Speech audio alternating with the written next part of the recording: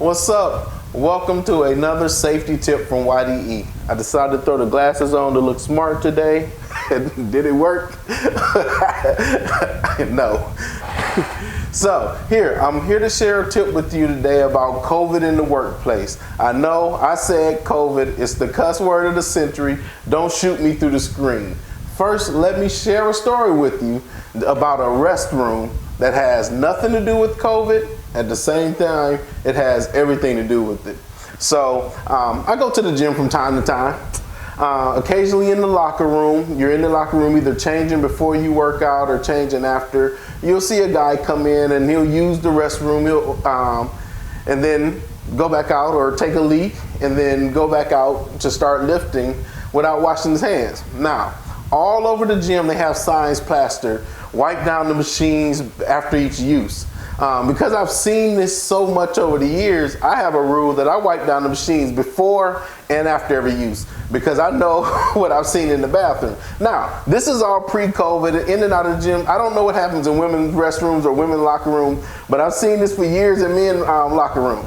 So that was almost normal for me, not normal to do, but normal to see. I was in the gym last week. 3 different days, I saw this on 3 different occasions with 3 different men working out. They were in there getting theirs in. I'm in there finishing my workout, changing so I can get some dry clothes on and don't catch a cold. And 3 different days, 3 different guys came in, took a dump, finished up, and walked back out and started working out. Hey, look, and all of a sudden I started thinking like, hold up, are we going backwards with hygiene? I know with COVID here, we've kind of hit that point to where when you bring up COVID, when you bring up masks, it has people on one side, people on the other side. When you bring up vaccination, it has people on one side, people on the other side. But here's a couple things about washing our hands. This is something, our parents told us, our mom told us long before there was a COVID. We've kind of went backwards just in the fight against whatever we're fighting against. And I'm noticing this not just here. So even when I'm out on the job sites, I'm noticing I hit different job sites and help companies. I do site inspections. And I'm out and I'm noticing, just the lack of washing hands from, using a drill, from digging a hole to going to eat. Look.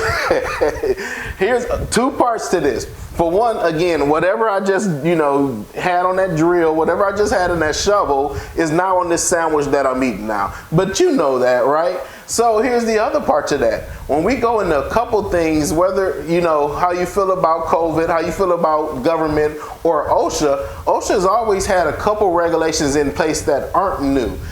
So under construction regulations are CFR 1926. So CFR 1926.51 is sanitation.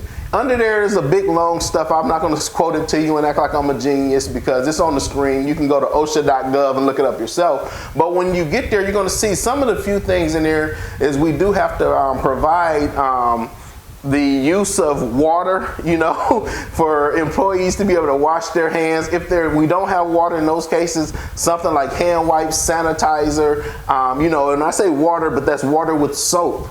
And the other side of that is 1910. So 1910 is general industries, just about everything else besides construction, a couple other things on the side. But when you go to 1910 and 141, that's sanitation there. And under there, OSHA requires us to clean surfaces often. Again, talking about using the amount of toilets that are supposed to be available, water and soap, warm water and soap. It's a couple things there. Again, these are 2 regulations that are in place from a company standpoint that companies should already be doing. But let's step back again. I'm not talking to the company right now. I'm talking to the employee right now. What I'm saying is, look, at very minimum, when I'm out on the job sites, there's a few things that I should be doing for my own safety.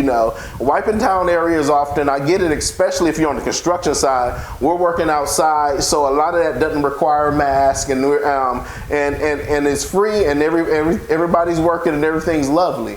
But I know, like you know, none of you can afford to go home and sit for 5 days for a quarantine after you catch this. Yeah, you might catch it. Yeah, you might survive because your body's strong and you've been working for years. But that's still 5 days without pay. I don't care what you say. That has nothing to do with your muscles at that point.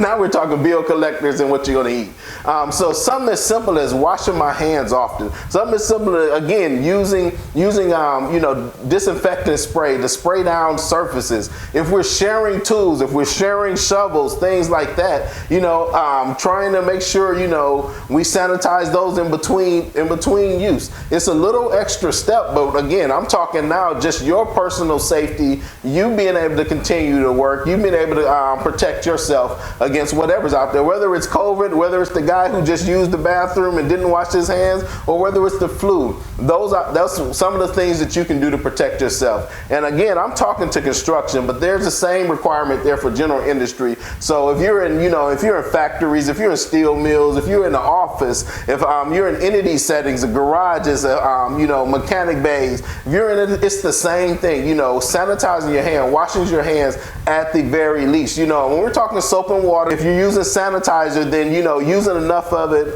to where you get your hands wet and you continue to move those until it dries. Now with those, you want it to be at least 60% alcohol. But again, we're just talking steps, that things that we should be doing whether there was a COVID here or not. So that's just a simple step to help reduce your chances of, catching COVID and also spreading it amongst the workplace. Just like I know you don't want to be at home for 5 days. If you're carrying it and don't know it, I know you don't want your coworkers home for 5 days anyway either. So I hope this helps somebody. Just a simple, let's get back to simply washing our hands. Let's get back to covering our mouth when we cough, do the sleeve, whatever you got to do, just to protect ourselves with some basics that we should be doing anyway. And if you got more questions on what OSHA requires specifically under this, again, you can go to OSHA.gov. You can put in, just in the search, you can put in sanitation. And when you put in sanitation, both of those regulations I just told you about are going to pop up.